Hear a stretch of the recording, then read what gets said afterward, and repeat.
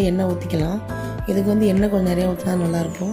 2 பல் பூண்டு, இந்த 3 வெங்காயத்தை பொடி பொடியாக கட் பண்ணி வச்சுருக்கோம். அதை போட்டு நல்லா வதக்கிடலாங்க.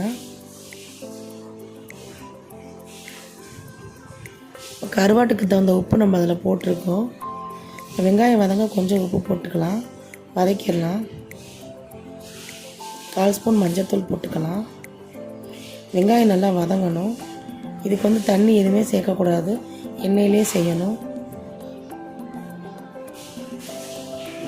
இப்போ கொஞ்சம் மிளகாத்தூள் போட்டுக்கலாம். காரத்துக்கு தகுந்த மாதிரி நீங்கள் சேர்த்துக்கோங்க.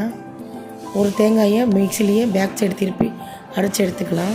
கருவாடு 2 ஸ்பூன் அளவு போடுறேன், பெரிய ஸ்பூனில். அது 2 வதக்கலாம். இந்த கருவாடு வேக வச்சு தான் பதப்படுத்தியிருப்பாங்க, அதனால் ரொம்ப தண்ணி ஊற்றி வேகணுங்கிற அவசியம் இல்லை. இப்போ தேங்காய் பூவை கொட்டி நல்லா கிண்டி விட்டு எடுத்துக்கலாங்க. அவ்வளோதான் ஃப்ரெண்ட்ஸ், மாசி சம்பல் ரெடி.